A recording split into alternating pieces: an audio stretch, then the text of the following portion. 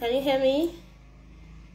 I hope you can hear me. Let me drop a comment very fast. I hope to do this very, very, very fast.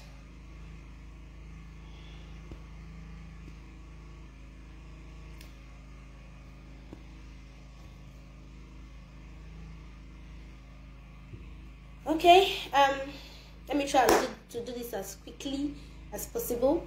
Yesterday, our Antiquary Webinar started. It's a 2 days webinar, and today is going to be the second day. Okay, yesterday was the first day, and we had on Nurse Catherine Olatunji. Tonight, we are going to have on Nurse Ngozi Grace Eze. And yesterday was very, very powerful. It was beautiful. It was magnificent. And that is why I decided to come and do this Facebook Live. I want you to do well, to go to our Telegram group, click on those recordings, because I saved the whole webinar was recorded, and I saved and sent to the group for those that missed it to be able to still come online and listen to everything that was said. So this Facebook Live is just to drop a summary of what was discussed. And I also came on this Facebook Live to let you know that that discussion yesterday has birthed in me a push, a drive, a passion to mentor more nurses. Yes, that's what we do on the Steppedup Nurses Academy. Mentoring, coaching, guiding, and putting nurses through on how to make extraordinary impacts in their world. So, but this time I want to offer a free mentorship program. It's going to be starting in the month of March, the whole of March, and I want every nurse listening to me to do well to send the link of this video to as many people as possible, because I'll be putting together very, very useful content for those that will be a part of that mentorship program. The mentorship program doesn't have anything to do with other paid programs, but it's also going to help to build you into the nurse that you may want to be. Except you want to be a local nurse, you want to remain down, you don't want to influence lives, you don't want to add anything plus to anybody's life, which I don't think you are. Now, I'm going to be sharing some of a few points that, not a few points, a summary of what Nurse Catherine discussed with us, because I know some people are just naturally averse to using Telegram, and I don't know why. So many people come on Telegram and give funny excuses. They say, I can't see, I cannot do this, I cannot join, I don't understand this app. Is it a green app or blue app or red app? I don't even know the color. I don't understand this app. But thank you. If you are joining me, just drop your name and where you are joining me from. Okay, so Nurse Catherine, I'm going to be very fast because I have 1,000,001 things to attend to that are just as important. I believe that as a woman, every one of us are very busy and we go about trying to do a lot of things every day. So Nurse Catherine was very powerful. It was a very, very impactful session. It lasted about 1 hour 45 minutes, close to 2 hours, because we started around past 8 and we finished around 10.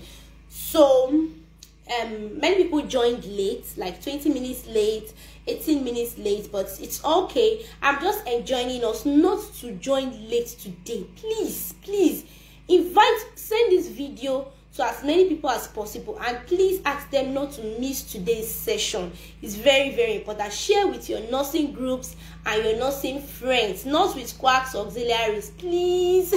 I beg us. So what did she share with us?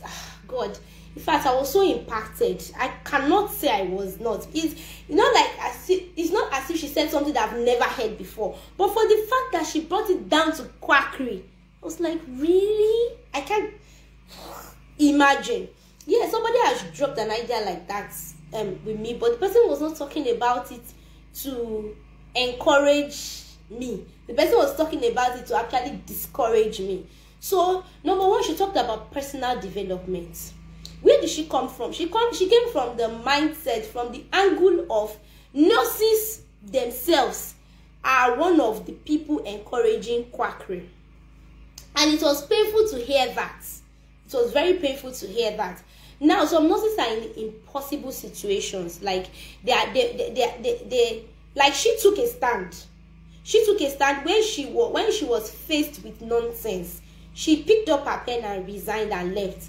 But so many nurses don't have that nerve or that level of courage to actually get up and resign from a job when they don't even know where the next meal will come from. They don't know where money will come from. So it gets very difficult for you to adjust. And I'm doing this voice note to let you know that sacrifices have to be made if any progress will be achieved. In any setting, look through any profession that has made amazing progress. Some of their leaders have made amazing sacrifices for there to be some progress. And for nursing, it is time we get up. It is time we stand up. It is time we stop taking nonsense. All in the name of, oh, I need this job. Yes, the doctor set up his place. Yes, the doctor gave some instructions, but you are a professional in your own right. You have every right to say, you cannot order me around, like Nurse Catherine was trying to say. So you cannot just be calling me like you're calling an housemaid. Like, really? I have a certificate. Like, I'm a professional. You cannot just be saying, hey, who are you? You must do what I asked you to do. No? Okay, now, some nurses don't have, if you naturally don't have home training, initially, or you don't have any sense of discipline, or maybe your character is not so strong, then it might not be easy for you to do what she did. If you are all about money, like, I just need to survive, I cannot come and go and do myself, that kind of situation will be very, very difficult for you to reason with or relate with. Now, she talked about some things that can help us. Now, nurses need to pay more attention to personal development. If you are not developing yourself personally, they ask you, okay, come and learn content creation. I don't know, I don't want to know. Come and learn this one. I don't know, I don't want to know. Learn graphics. I don't know, I don't want to know. Learn podcasting. I don't know, I don't want to know. Learn blogging. I don't know, I don't want to know. Come and learn how to vlog or how to be a YouTuber. I don't know, I don't want to know. You don't want to know anything beyond the bedside. It becomes very difficult for you to really impact people. You don't want to carry out health education. You don't want to. Social media has come to stay. There is absolutely nothing anybody can do about social media right now. So it's just best for you to receive some level of no, I don't reach there. I must move with the flow. I must flow with the flow. Where the tide is blowing. I'm not saying when it comes to negativity. Yes, if you have social media in your hands, you have a big phone. Your phone is about 120k, 300k, 350k. Some people carry iPads, laptops around, and they are not doing anything sensible there. Some people, all they use their laptop for is to just browse and send. Please. See, personally, it's not like I know everything. There are a lot of things I don't know. What makes me different from many people is that little thing I know, I overemphasize it. It's like a wife married to a man and all she knows is sex. She doesn't know how to cook. She doesn't know how to talk. That sex that you know, do it well.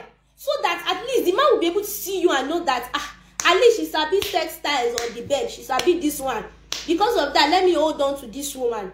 That thing that you have, that license that you have, like Nurse Ngozi will say, the power in your license, you cannot quantify. You cannot begin to say, isn't that just diploma?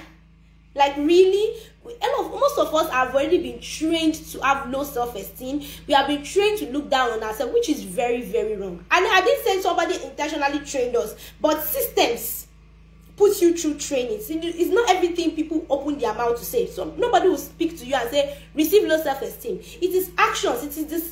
What they make you go through that makes you start to develop low self-esteem. It's the things that they say to you that indirectly develops low self-esteem inside of you. Personal development is then professional development too. She mentioned it. If after having your RN, RM, even the CPDPs, some people are doing. Some people went there to breastfeed. Some people went there to doze. Some people went there to gist. Some people went there to sell pants or sell socks. Or, really, there are a things we can do to really step up our game. There are a lot of things we can begin to pay attention to that makes you exceptional. I think if every nurse, yes, I may not be able to get an 100%, but African nurses really need to step up their game. You don't need to be a second fiddle. Don't play second fiddle. Stand as a professional. Please, it starts from student nurseship. And if you're a student nurse and you're listening to me now, please, sorry for that.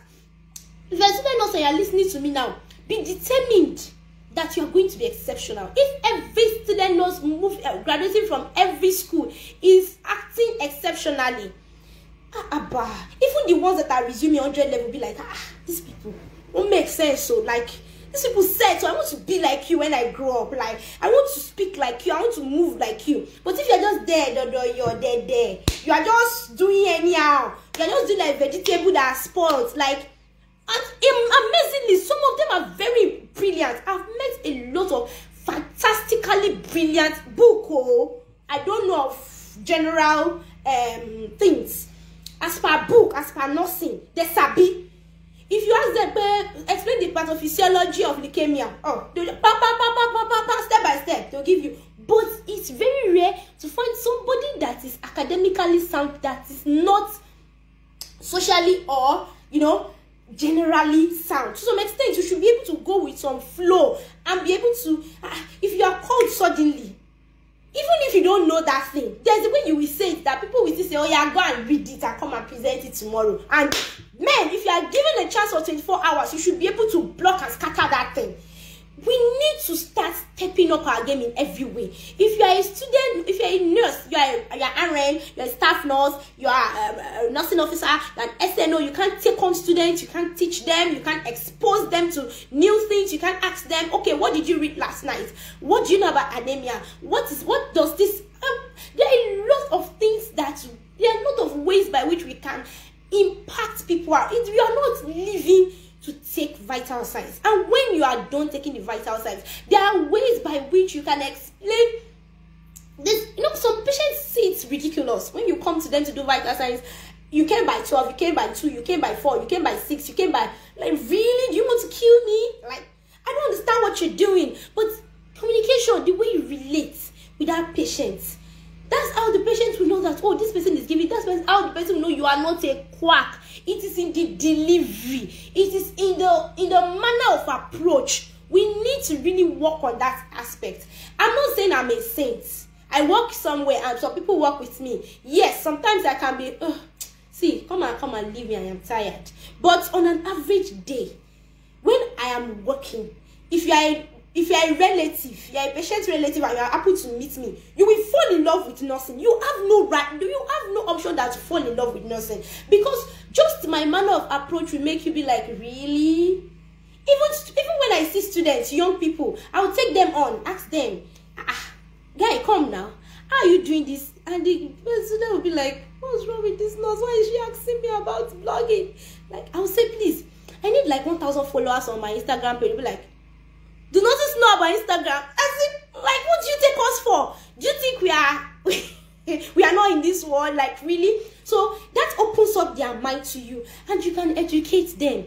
There is no how you will educate a patient that patient will not respect you, and that patient will not know the difference between you and a quack. We, with our own hands, can stop quackery. We can end it with our own hands. That was the dimension in which nurse catering came from yesterday, and it was very, very amazing to actually hear that really we can do this. It doesn't mean that we can do it all by ourselves. It doesn't mean that the government has not, because the government has the bulk of the work to do. They need to set up policies and put down rules and laws that are going to curb this menace. But by ourselves, we can stop it if people continue to see that this is not what a nurse. I don't want to be anyhow like this. The world keeps evolving. Everybody's changing. Nobody wants to become second fiddle. Nobody wants to be treated. People don't even want to take up jobs of housemaids. I met a woman yesterday. She came to pick beans. I bought beans, large quantity of beans. I called her to come and to pick beans. And I said, please, if you see person where fi help me, they wash clothes, please let me talk. She said, I go find them, I go bring her come for you. She refused to take up the job. What's the difference between picking beans and washing clothes? Like, but But some people don't want to be second fiddle anymore. They know the original, they know the giddy. They want to go for what really makes plenty of sense. How will they not see you all dressed up, looking very presentable, and you are talking with sense? Because that's one thing that makes us look like quacks too. When you sit with them, make them comfortable. You drop your standards because you want to make them comfortable, because you want to make them feel at home with you. You sit down with mates and start gisting, saying things that don't make sense. No, I don't say you will not gist with them. I gist with what oddlies. I talk with them. Like if we are watching something, you know, some hospitals, receptions, hospital rooms now have TVs. You understand? Not like I don't talk with them. They are human beings. But, you know, you get so comfortable, like, Mama, this thing, go help me stop that fleet, y'all. Don't go. No, put them for there, put them for here. You know, there are some very annoying things you can be doing that makes them be like, what's so special about her? That's what Nurse Catherine was saying yesterday, that if they cannot see what is special about you, then they will not be moved to do anything different or see you as anything different. They will just categorize you as one of them. She made mention of nursing reports. She said there was a day that something happened in the hospital and they had to go through nursing, and she was asked to bring the reports that nurse wrote about that particular case. And she said she read that report and she was like, a nurse wrote this. And she called the nurse. She said, look at what a true wrote. Look at what you wrote. Like, really? When I heard that, my hand fell down. Like, apami jabo. If you understand Yoruba, my hands fell. When it comes to nursing reports, I've heard a lot of things. I've seen personally a lot of things. Now, I don't blame us, but let's work. At the Steppedup Nurses Academy, I'm taking writing, speaking masterclass, and I didn't come to joke. The fee you have to pay is just for commitment. It does not stand for what you have to learn. It doesn't even stand for what you. The people that have taken the class know how much they gain. If you are ready to put your all into it. I know that a lot of nurses have problem with speaking and writing. Some are good at writing and bad at speaking. Some are better at speaking and bad at writing. You need to step up everything. You know that people will pick up your reports and it won't be readable. Like, I'm not saying you should speak big grammar. You don't need to speak very giant grammar. Just speak English. Write simple sentences.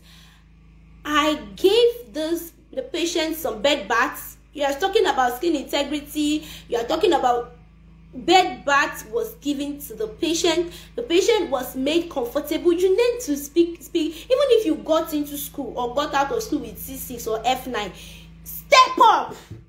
Be determined that you've gotten a government job. You are now somehow comfortable. But please do well to intentionally step up. Some people don't step up until they start writing IELTS and CBT. And on top of that IELTS, some people will still, after they pass, they still go back to square one. Really? Anything you do, anything you go through should pass through you. If you pass through school, let school pass through you. Don't just be there like, me, I don't know what they are doing there. Me, I don't understand. I'm not even tested. They give you research. You know, greed do. You give her to Baba Risika Abi, Baba Peter. He did it for you, binded it, and gave you the ready copy, and you submitted. Like, you were all comfortable saying you don't do projects. How will you have sense? When people are talking, how will you be able to talk? When people are discovering things, how will you discover your own? Even Byron, you cannot discover. Really. I'm intentionally and, really angry today. Even if you have overcome that ordeal, you should be able to intentionally sit down and say, see, let me tell myself the truth. I don't know this thing. Who will teach me? I'm not saying you should know everything. Like, there are some aspects I don't like maybe statistics, having to, chapter 4, having to analyze everything. You might need to give it to an analyst. But not that you can't do your chapter 1, you can't do your literature review, you can't do empirical review, you can't do those things yourself. Then how will you understand that you went through school? Then you still want to come and do masters. When you now come and you have master's degree, you have PhD, and you still don't have sense. Really? Those things are supposed to pass through us, sincerely. Because there has to be a difference. That people will say that, true. You go school, you come back. I'm not saying that you won't be normal. I can be very, very normal. That you'll be like, not Sony. So you can laugh. So you can play. I play or I laugh. I can be really relaxed. But that doesn't mean that when the occasion, see, I can speak before presidents, I can speak before governors, I can speak before senators, I can speak before big patients. Like, you know, sometimes you have big patients, like if they stand up, some relatives, they'll be like, they want to, you know, you not hide, you know, if everyone general goosebumps will start coming out of your body. You now start feeling, you don't know what to say. Work on your speaking. Connect with me. If you need help in this area, I will connect you with pros, as in real pros in English speaking, in writing. Develop yourself. It will help your profession. Now, she talked about emotional intelligence. See, emotional intelligence has a lot to do with nursing, and in that 1 month mentoring session, I'll be talking about this, or I will even bring a speaker to come and talk to us about emotional intelligence, because we have not known it all. It's not like I even know it all, but there are some things that you do that you show that this person this way she's talking is you're talking to a patient like this, and you expect that person to recover, and you expect that person, how would they call you a quack? How would you be called a quack? Now we should start making that gap in that difference to be wider.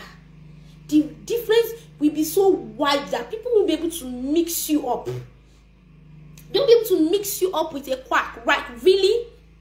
She made mention of exposing oneself to growth, giving attention to acquiring knowledge. And I've mentioned it. Give your attention to, well, the more we accrue knowledge and give attention to these things, the more amazing you look, the more different from them you look. Even the public will be able to say that, no, we cannot categorize these people and these people together, and they're not the same. Can't you see? But why should you look like a quack? Why? Why should you be correct upstairs and then you look somehow outside them? You don't see. Steppedup Nurses Academy, I will take a course on looking genge. That's the topic I'm going to call, looking genge. Some people call it something like, in Yoruba, like man, it looks like you have arrived though. See, you need to walk the talk. You need to look what your brain is speaking. People would ignore you and put you aside if you don't look the look. It is very important. You can't be wearing a dirty uniform. You can't be wearing a squeezed uniform. You can't be going to work without bra. You can't be looking all like, why is she looking like this? Why should you wear oversized? Why? Why can't you wear your size? When you wear suits, there is oversized. Even the person that is wearing that, this shoulder part is too big, it's too wide. There is the exact size. The one you wore for your wedding. The way it even sits in your body, people know that here is the groom. So when people see you and know that here is the nurse and here is the quack, it is that time that when you know your onions, even the doctor will not be able to employ you. Nurse Catherine said it yesterday that there was a doctor that was like, I cannot pay you, I cannot employ you, you are above what I'm looking for, you cannot take the job I'm offering you. I was amazed. And it's not shocking. I've never had the opportunity to be in those kind of situations because all of us are exposed to. Some of us left nursing school and just went straight to teaching hospital. Bam. So you may not even have opportunity to experience or do some of these things. But if you have actually gone through some process, you will know that a lot of things are happening. So I will try and round up because my battery power is very, very, very low. My husband also made some contributions about teaching word orderlies. When you are on the ward, don't teach word orderlies what you are doing. When you are setting line, don't let them stand there when you are watching you set line. If you have to empty the urine now, in Nigeria, I'm not talking outside Nigeria. If you have to do the vital signs, do it. If you have to empty the urine, do it. Because the more they keep doing your responsibilities, the more they keep assuming that they can do what you can do.